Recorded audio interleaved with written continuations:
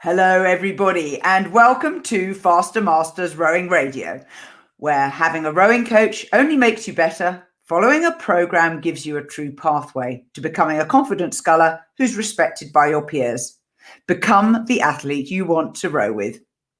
I'm Rebecca Caro, and I'm joined this week by Marlene Royal. Hello, everybody. Hello, Rebecca. Good to see you. Yeah, exactly. It's really finally becoming summer here. Look, I've got my short sleeves, got my arms out. Oh, and I'm the opposite here. I've got my turtleneck on and my fleece vest. It's going the other way here in Canada. So, was ever thus.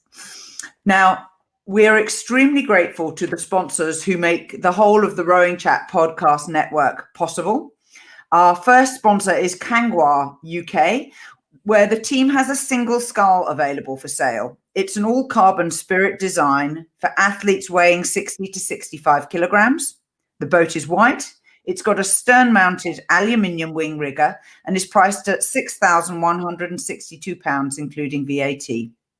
You can trial a spirit single near your home club in the UK by contacting Eric Sims. His email is uksales@kangwar.co.uk, and that link is on the RowingChat sponsors page. Our second sponsor is Faster Masters. They announced the launch of the Faster 5. This is a 5-article series comprising the core rowing philosophy and principles behind Faster Masters rowing. The full list of articles include blade work, technique, stroke power, racing, and a fitness assessment. After you have the Faster 5, you will know and understand what you need to address in order to improve your personal rowing and sculling. By using the Faster 5, you will become confident in your own rowing practice. You can buy it now for $147 or get it free with any subscription training program starting from $15 a month. Become the rower you want to row with and find out more at fastermastersrowing.com/join. Now, we're loving having lots of people watching live. Hello to everybody. And we already have two of our extremely loyal watchers. Cece, who's in Whitby and confirms that it's a blustery fall day where she is. And Jeanette, who is in Dundas. Where's Owen? Ontario? Ontario, yes. Chilly and windy. Now, Jeanette, I saw you did the head of the Charles because I looked at the results. Yeah, she did. There's a name I recognise, I thought to myself, in the women's over 50 on water. So yeah. Congratulations for getting that race done. Yeah, and, you just squeezed it in before the weather really started to turn. So that was awesome. Now, to all our live watchers and listeners, please join our newsletter. If you haven't yet joined, it's fastermastersrowing.com/newsletter. We really value you being part of our group, and you can get a whole lot of amazing content, which will really motivate you for your rowing without paying a cent. Today, I'd like to ask you to invite one rowing friend who you know might enjoy the Faster Masters Rowing newsletter. The URL's on the screen now. It's fastermastersrowing.com/newsletter. Now another visitor from Sarah, who is in Portland in Maine. Hello.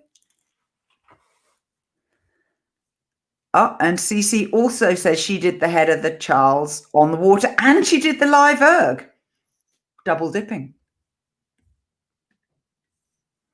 That's impressive. Now, this week, I've got a wonderful virtual background behind my screen, which you can see. These are a learn to row class on Lake Wanaka in the South Island of New Zealand.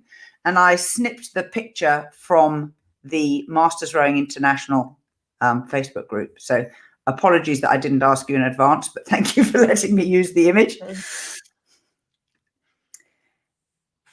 Let's kick off with our first topic for today, SI joint dysfunction. This started because a member of the Masters Rowing International group, asked a question: has anyone developed SI joint dysfunction from rowing? And what have you done to treat it? But first, let's roll right back. Marlene, where and what is an SI joint? Oh, SI is your sacro-iliac joint. So if you go all the way down to the bottom of your spine, you have your lumbar spine. And then after your lumbar spine, as you go down to your tailbone, you have that triangular size bone, which is your sacrum. And your sacrum has holes in it on the side. And a lot of your nerves that go down to your lower limbs come out of the sacrum. So it's it articulates with your pelvis. And it's a sliding joint that kind of moves like that. And it can get shifted and sometimes not glide properly, which is what we're talking about, SI joint dysfunction. It can get out of alignment on one side or the other side, or being a sliding joint, it can move. So oftentimes, if people go see chiropractors or physiotherapists, a chiropractor will often give you an adjustment and bring that SI joint back into alignment for you, which usually feels pretty good. And so that's a very kind of common area in life in general, where SI dysfunction, it can happen from a lot of things. And often if you tend to have an SI joint that slips out, it's really important to keep up on maintenance, because as time goes on, you'll probably need to give it a little bit of attention from now and then. How can you tell if your SI joint is not aligned correctly? Oftentimes people will have pain in their lower back. Like your QL is your Quadratus lumborum, which is like that big square. If you reach behind your back and just put your hands on the small of your back, that's where your Quadratus lumborum is. A lot of physios will just call it the QL. That area of your back will get very tight, and it can be hard to bend over. For example, you want to bend over to brush your teeth, to bend over the sink. It can be painful. It might be uncomfortable to try to put your socks on by reaching down. You probably want to lift your leg up to your knee and put your socks on that way instead of flexing. So flexing forward through the lower back can be uncomfortable, and that low back, your whole low back will tend to kind of guard if that's out a bit. Some people, if it's not the same as a disc. If it's a discogenic pain, you're probably going to have more shooting pain going down your leg. You might have more of a burning sensation if it's something that's coming like a disc nerve root type pain. An SI joint doesn't really have that type of pain. It's a little bit more generalized, but it can cause spasms. And the spasms is your back guarding the area. And that's usually what makes people most uncomfortable. Yeah, and the back is doing what it's supposed to do, protecting you from an injury, which is good. And I personally I don't think I've ever had SI joint dysfunction, but I certainly have had manipulation from usually osteopaths in my case, rather than chiropractors. Mm-hmm. And I definitely have one hip bone that kind of goes up and forwards, that occasionally they line me back up again, which I find helpful. So say you've identified that you've got this and you've sought some professional advice, which is always important. Rule number 1, if you're injured, get treatment fast. Yes. Don't totally go to a general medical doctor. Go to a sport specialist, preferably someone who understands rowing, because if they don't understand the rowing movement, they're unlikely to be able to give you the best possible treatment. And your choice of physical therapist, as I say, I swear by osteopaths. Other people mention great results from chiropractors and PTs and physiotherapists, and they're more similar than different, I think, is the usually polite answer. Well, oftentimes it involves traction. Again, it's a sliding joint, so usually there's a some element of traction in the pulling on your leg or pressing down, or trying to mobilize that little area, that joint line between the sacrum and the pelvis. But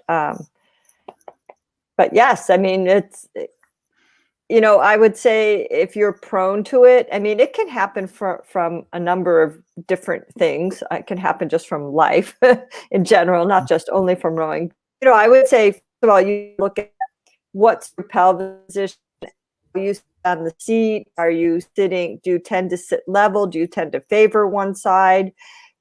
Are there muscle imbalances here? Like, you know, different, you know, you might be tight on one side of your back versus the other, or it could be an issue in your glutes that can just affect muscle balancing in that entire kind of hip pelvic region. Do you have height differences of your hips? You know, all of these things can come into play from a mechanical point of view. If one thing is a little bit out of alignment, you know, it's going to affect diagonally, it's probably going to affect somewhere else. For sure. So basically, if it gets moved out of position, the best way to deal with it is Elizabeth Angier wrote a reply. She says, I'm a chiropractor and a rower. She says, keep tall and strong in your core. Don't slump at the catch or lean back too far at the finish, and get yourself checked too. She says, if my SI jams up, I feel wonky and stiff in the boat when I'm singling. She also recommends stretching your glutes and your hamstrings lots. If they're tight, they will pull on the pelvis and ischial tuberosities, which are your sitting bones, your seat bones. And yes, sweep will make you twist round. So sit up straight and tall as long as possible and try and row both sides equally. Well, there's a challenge in itself. Mm-hmm.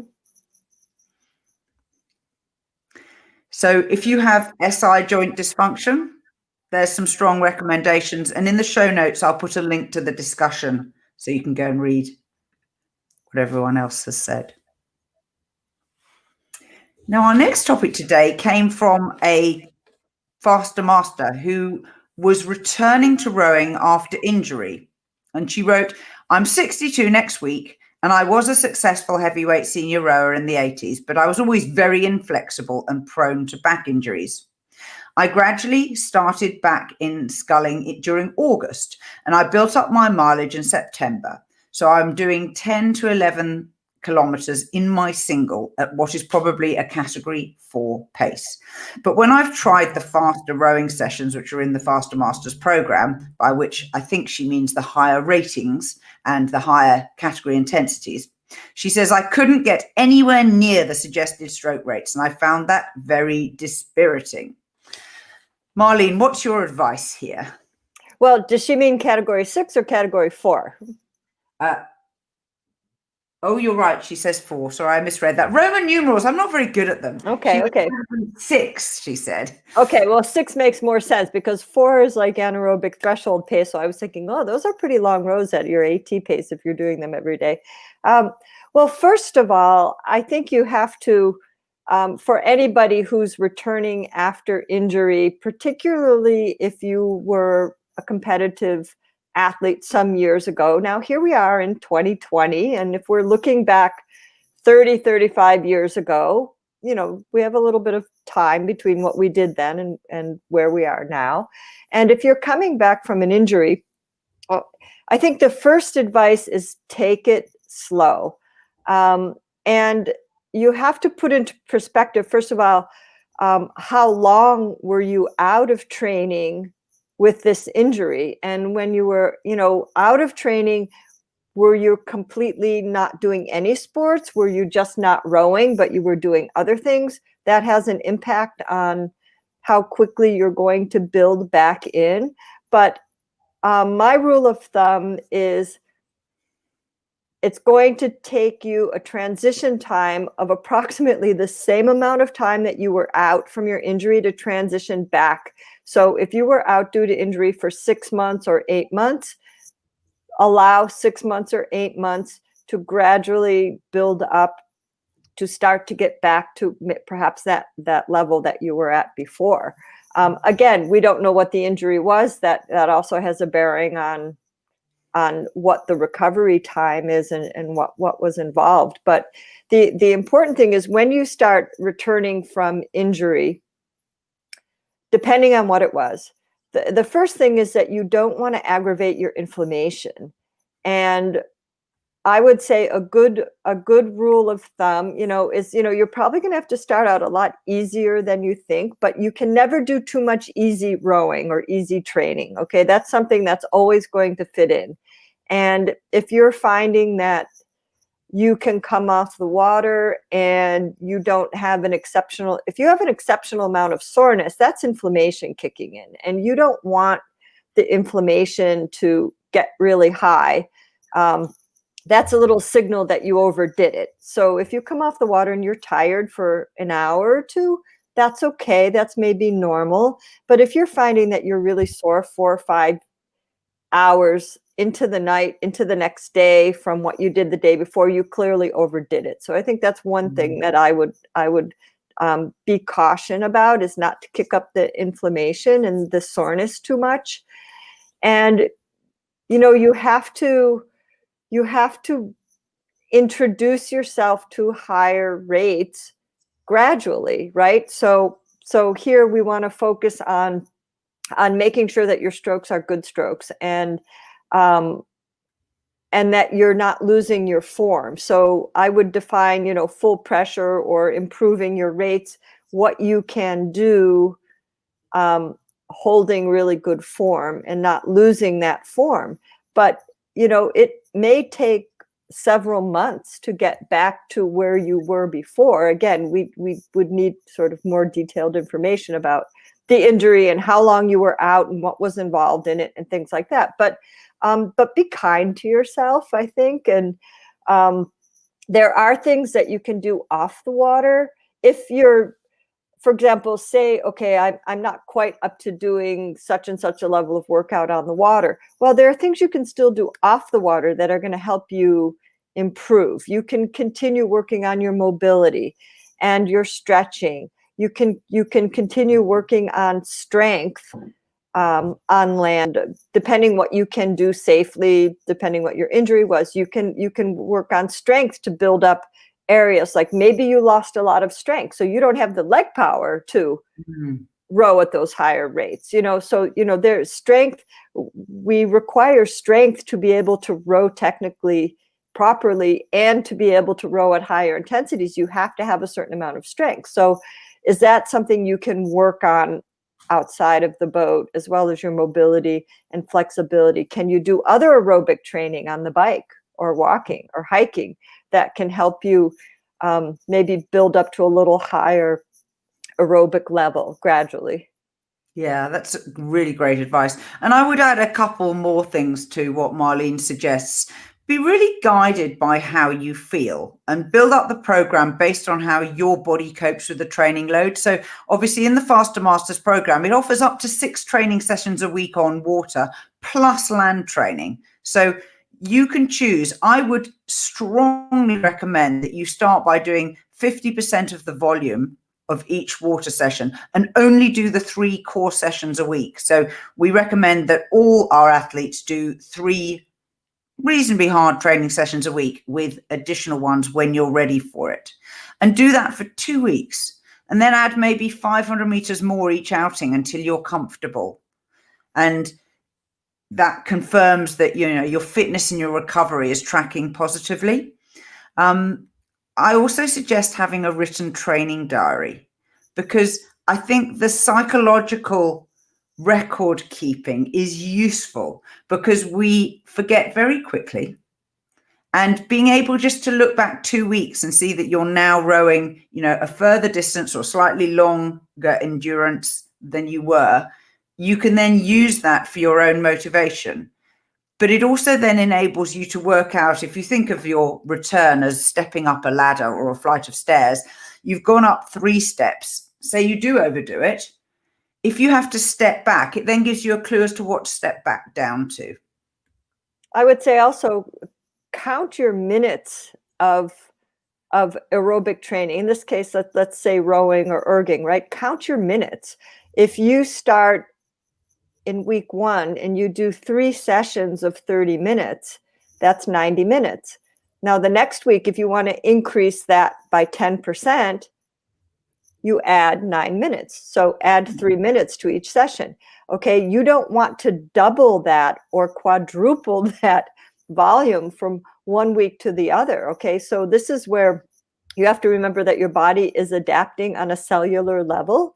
So we don't want to kick up the inflammation. We want it to adapt in a positive way. So, look at small increments, say week to week, 10 to 15% increase in minutes. So if you're starting at 60 minutes, you're going to go to 66 minutes, and you're going to go to 72 minutes. And, it doesn't sound like much, but if you jump from 90 minutes to 120 minutes the next week, you've made a 25% jump.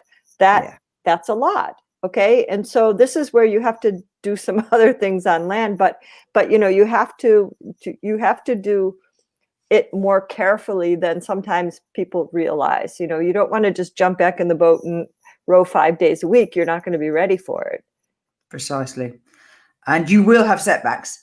Penny, who's listening live, says, this is great to know as I'm sitting out for a fortnight due to abdominal surgery. Well, we wish you well, Penny, and I hope your recovery goes really well. And, who knows, you might be able to lift some arm weights and improve your arm strength while you're resting your abdominals. Or maybe you just work on your flexibility. Well, other things too is there's a great benefit in isometric work. So sometimes, you may not be moving, but if you're sitting in the chair and you're doing, hold, contract, hold, relax of your calf muscles, of your quads, of your glutes, you can still maintain some strength by doing isometric work, which isn't going to put stress on maybe some areas if you don't want to be moving around a lot, or it's not comfortable, if perhaps you have to sit for a while because of some recovery, but you can do contract, relax with a lot of muscle groups, and you're still going to maintain some strength without it being active. Yeah, that's really true. And Jeanette contributes, it can be hard to hold back when you're injured, but it's so worth it to follow. So true. The athletic mindset is always trying to get back to where you were. And I totally sympathize. Empathize, perhaps, is probably a better. Right. Well, another things too is if you do have a lot of inflammation, for example, like there's things you can do in your diet to help. Aspirin is a typical thing to take down inflammation. Boosting your omega-3s, really good to help bring down inflammation. So there are some things you can look up if you are prone to inflammation, as far as like what type of foods are anti-inflammatory. I know omega-3s is a big thing that helps bring down inflammation. So, there are lots of things you can do if you come at it from some different angles. So look at anything that you can do, outside of the boat that can still help you get better. So. Yeah. So right now I have a personal anecdote, which is that my doubles partner has had a hip replacement. And so we are taking it very gently once a week on a Saturday or Sunday morning. And we've been out 3 times in a ocean boat, which is, we call them play boats, but they're very stable. And we got to, her big problem is rocking forwards. So that rock forwards motion and then the compression up to full compression at the catch is difficult to do. So the first time we did it, we just did square blades. She rode mostly on her own, and we literally did 500 meters, stopped, turned 500 meters back out of the boat. And then the second time we did it, we managed to do about 750 meters. And we're now on to about week 5 now. And we've just had our first outing in a fine boat. And we managed 2K, well, maybe a little more, maybe 2,200 meters. But it's been slow and progressive and careful and lots of rest. So we talk a lot because you can't work hard while you're talking. But this is after her precautions ended, right? That after she was cleared for activity, because after a hip replacement, depending on the type of procedure, you're always going to have, you might have 6 or 8 weeks of pretty strict precautions where, you can't flex in certain ways. So already getting in a boat, but she should feel secure that it's a very solid joint, and it's probably one of the best joints in her body now because she has a nice new joint. So It's probably it's more the soft tissue. It's more the soft tissue issue of the mobility, and maybe depending on the type of hip replacement, it went, there could be some scarring where the muscles had to heal together again. And that's what's stiff and takes a little while to work loose. That's right. And she also has noticeable visual muscle wasting. You can see that one side of her hips and her glutes is very different than the other. It'll come back fast though. Like quadriceps. Well, quadriceps are the fastest muscle to atrophy in your body, and it's the fastest muscle to recover. So you will sometimes get that atrophy, but oftentimes once she gets back to normal activity, it should return. Yeah, well, I will look forward to that, and we'll make it happen. But it's led me to think a lot this week about mindful practice. Now, I know mindfulness is a trendy sort of topic at the moment, and thinking and acting with deliberation and care in your movements is very useful. And at this sort of returning after injury period, you're going to be a little cautious because you're protecting your recovering body. And I was talking to another colleague who I saw out in his single, and he's probably getting on for 2 months back after his injury, which was shoulder surgery. So pretty severe, and obviously totally immobilized and doing nothing. And I said, you're running your blades along the surface of the water. Are you doing this because you need to feel secure and you're not confident? And he said, yes, I definitely started like that. I didn't want to tip in, but I also wanted to be sure that I knew what I was doing and I was going through the motions. And now he's got to the point where, of course, he's doing a bit more of that than he probably should, based on his physical fitness is good, and he raced at the weekend. So I'm figuring he's past, he's back well into his recovery. And going back and being mindful about how you're doing the rowing stroke, being careful with your movements, checking the areas that you personally know that you're challenged with. Maybe you're not good at extracting the blade at the finish and then feathering in the air. Maybe you're not so good at getting your hands away from the body before you rock over on the recovery. Maybe in the leg drive, you shoulder lift a little, and you want to be careful that you're driving your legs before you swing your back.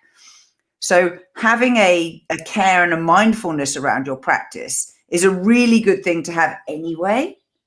But it can also ensure that, that short outing that you're doing while you're recovering is used to really good benefit, that you're embedding your movement. Do they call it muscle memory?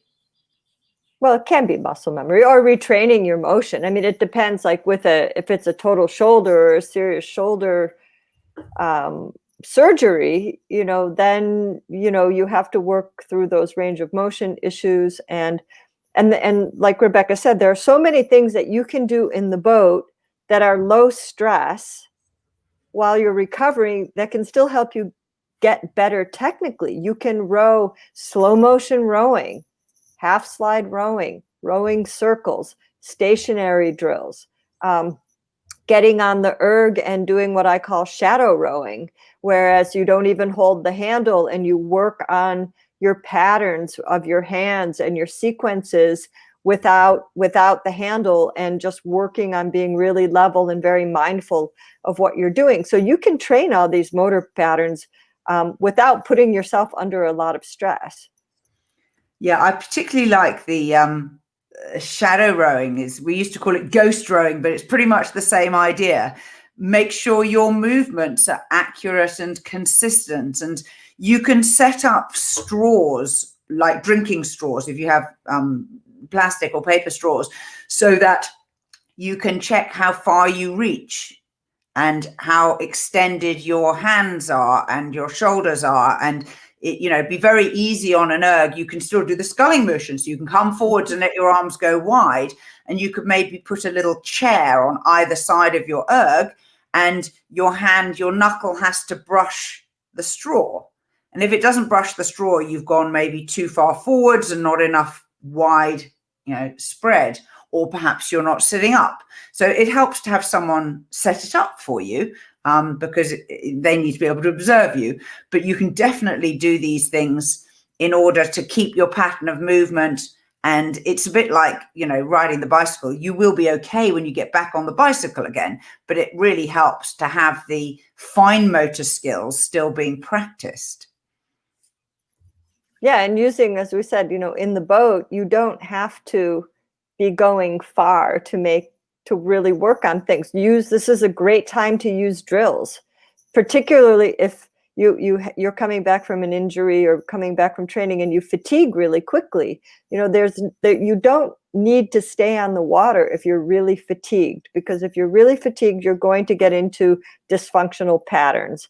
And the way you come off the water is the way you're going to go back on the water the next session. So if you're getting tired, come off the water before you get to the point that you're starting to lose your posture or lose focus. And there's no sense in taking garbage strokes. In the end it doesn't do you any good, especially if you're retraining from an injury. So it's kind of like come off the water really before you're tired, because if you're tired, it's already a little bit too late. So that keeping an eye on that, but definitely you can use drills. You can use rowing in a double, and you're taking turns, stroke, bow, 20, 20, then 20 together, 20, 20, 20 together, that type of thing, so that you build in a little bit more rest. Pause drills, you build in more rest. So there are definitely things that you can do to economize your energy, I think, and yet still make progress in the boat. For sure. Penny Johnston says, thank you very much. Such massively helpful advice. I'm going to get onto those anti-inflammatory supplements. Yeah, supplement and just food. Look up anti-inflammatory foods, and get your broccoli and your salmon and all that good stuff. And another comment from Sarah. She says, I keloid scar and I develop a lot of inflammation when I'm injured. As Marlene said, looking at your diet is great. You can Google anti-inflammation diets or meet with a sports nutritionist. My nutritionist is always working with me on this. Cherry juice is good, as well as walnuts and pumpkin seeds. Well, That sounds like a cocktail party, Sarah. Yeah, absolutely. And actually, tart cherry juice, very interesting, because Rebecca did this incredible interview with Dr. Stacy Sims last week, who was talking about, she's a nutritionist and talking about women's nutrition, and the area she was talking in this particular area, talking about women after menopause, and then she mentions that tart cherry juice also helps stimulate your melatonin naturally. So that's one of those things that can also help with sleep. If you drink tart cherry juice in the evening, it really helps your sleep when you're maybe having, erratic sleep or not sleeping well. And, that's another thing. But in terms of being a great anti-inflammatory, and pumpkin seeds are full of iron too. Pumpkin seeds are raw pumpkin seeds. Don't eat the roasted ones. Raw pumpkin seeds.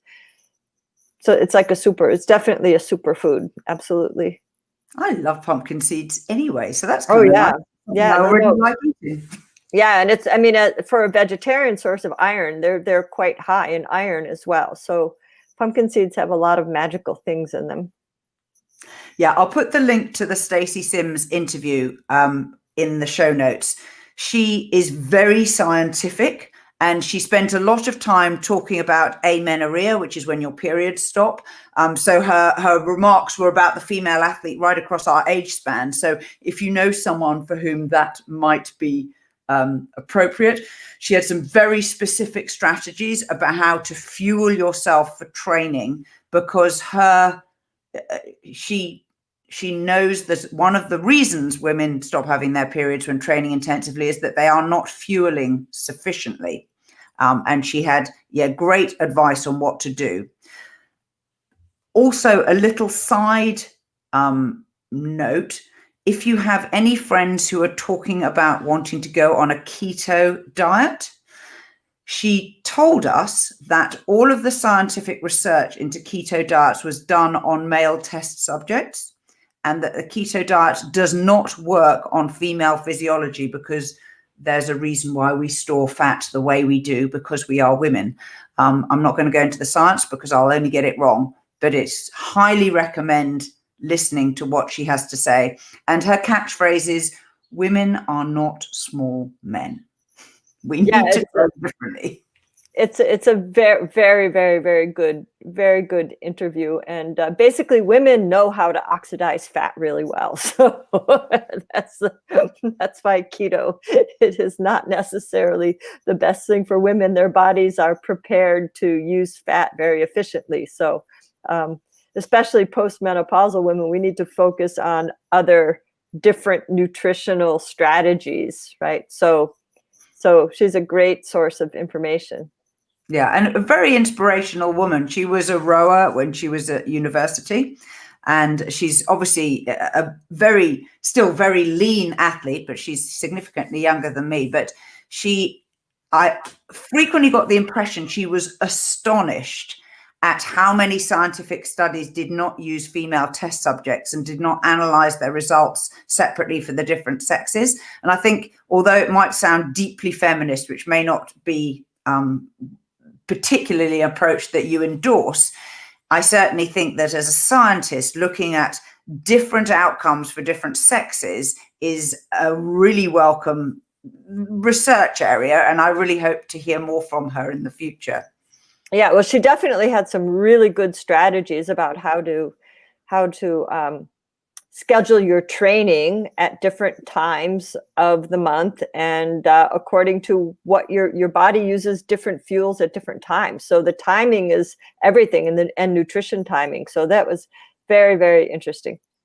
Yeah, and I do recommend you watch the video because she has some slides which have very detailed graphs and well worth looking at them and maybe pausing so that you can actually examine the slide in some more detail. Any final thoughts, Marlene?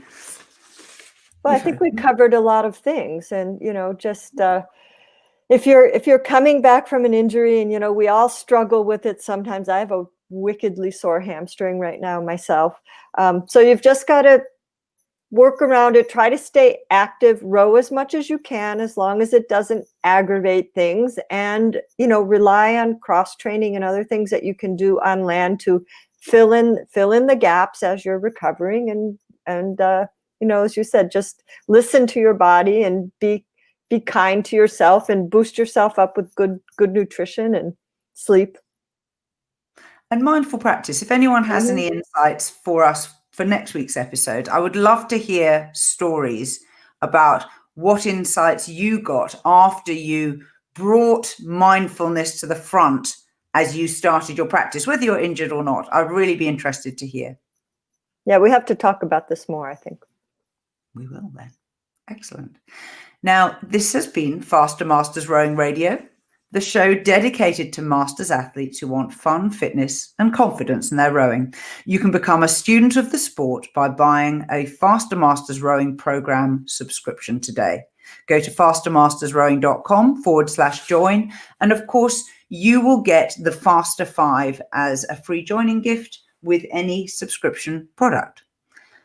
And our last reminder, please tell a friend. We really appreciate it if you would get someone else who you think might enjoy this to join our newsletter. Till next time. Bye-bye.